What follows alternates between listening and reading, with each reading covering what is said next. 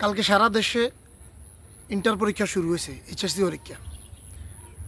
তো এখন পরীক্ষা দিতে গেছে, এত 3 ঘন্টা পরীক্ষার টাইম শেষ হয়েছে, এত তারপরও লেখের, এত মেলা পড়া লেখা করছে, এত হারে হাতে লেখের।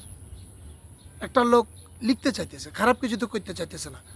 আমগো ইকবাল কলেজে হলো হয়নি আগের দিন বিদায় অনুষ্ঠানে গাঞ্জা খাই নাচের, সিগারেট মুখ ইত্যাদি নাচের, উদিল্লই নাচের বিদায় অনুষ্ঠান, ব্যানারিতে লেখা দোয়া মাহফিল।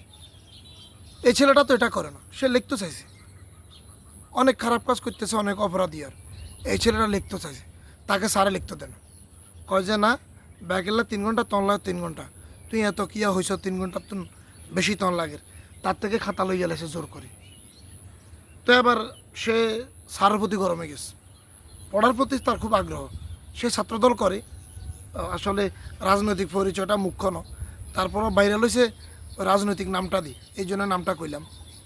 তো তার ওটা একটা বলও আছে, সে আবার পরে গরমে গেছে, স্যারের কয় এই আর 12টা মামলা খাইছি, প্রয়োজনে তোরে মারি আর একটা খামো 13টা। সে ফাঁকি দিয়ে স্যারকে অঙ্ক শিখে দিছে। কালকে প্রথম দিন কী পরীক্ষা ছিল কইতে মারিয়েন না, তবে সে স্যারকে অঙ্ক শিখাইছে, 12 আর 1 যে 13, এটা স্যার হয়তো জানে না।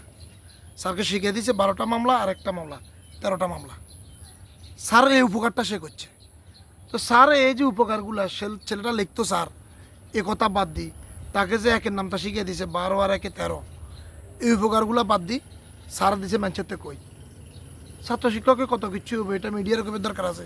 পুরা দেশে দেশ হয়ে গেছে, একটা লেতে গেছে, পুরা দেশের সমালোচনা ওই এই ছাত্র। আর ছাত্র দলেতে ছাত্র তো টোকায় হোক না, ছাত্র দল না অন্যান্য দলে হয়, এটা টোকায় নাই। সেখানে একজন এরকম ছাত্র যে 3 ঘন্টার পরে লিখতো স্যার, তারপরেও তার ভিত্তিতে পড়া আছে, লেখা আছে, তার ভবিষ্যৎ আপনি নষ্ট করে দিলেন, স্যারটা আপনি কাজ করলেন। এখন ছেলেটা ভাইরাল, না জানি তার কপালে কী আছে, ছাত্রত্ব যায় নাকি তার পড়ালেখা যায়। যদি ছাত্রত্ব না থাকলেও রাজনৈতিক পদ যাইতো না, রাজনৈতিক পদের বিষয়ে আর টেনশন নেই। তো আরেক কাহিনী হচ্ছে কি, সেনবাগ আমাদের দাগনভূঞা উপজেলার পাশের উপজেলা, সেনবাগ উপজেলায় ছাত্রদলের এক নেতা, তিনি পরীক্ষার হল পরিদর্শনে ঢুকে গেছে। তিনি ভাবছে এখন ছাত্রলীগ নাই, আমরাই তো সব, মানে এটা তো আর বলন লাগে না, আন্দাজ করলে তো আমরাই সব। তিনি আগ্রহ করে ঢুকছে, তার ছোট ভাইয়েরা, তার কর্মী অনুজেরা আসলে কি পরীক্ষাদের যদি কিছু লাগে হেল্প করলো, পরীক্ষার হলে কী লাগে নকল টকল ছাড়া। আচ্ছা থাক, উনি কিছু বা পানি কলম এগুলো লাগলে অনেকে দেখলাম যে গেটে বইদের, এখন গেটে বইলে আসলে ঝামেলাতে কেউ পাইলো কি না পাইলো, হয়তো ওইটা চেক করবে ঢুকছে, ঢুকলো কিনলে তারা দিছে বহিষ্কার করি। কে বহিষ্কার করছে? ছাত্রদলের কেন্দ্রীয় সভাপতি রাকিব ভাই এবং নাসির ভাই। মানে ওনারা তো আসলে মূলত ছাত্র না, ছাত্র না হওয়ায় ওনারা ছাত্রদের দুঃখ বুঝে না, কিন্তু এই নেতা বুঝছে, সেনবাগ উপজেলা ছাত্রদলের আহ্বায়ক, সে বুঝছে, সে ছাত্রদের উপকার করতে হলে ঢুকছে।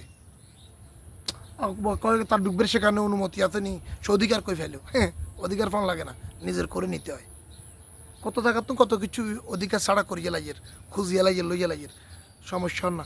একটা হলে ঢুকছে ছাত্রদের উপকারের জন্য, ভাইদেরকে ভরসা দেওয়ার জন্য, তো পরীক্ষা দাও ভাইয়া আসি, হাস করলে বড় পদ হবে, নইলে আরও বড় পদ হবে, এগুলা বলতে ঢুকছে, তারা দিছে বহিষ্কার করি। কী করবো, দেশটা তো কোনো ভালো কাজ করবে কোনো হতে দেখিয়েন না, আফসোস।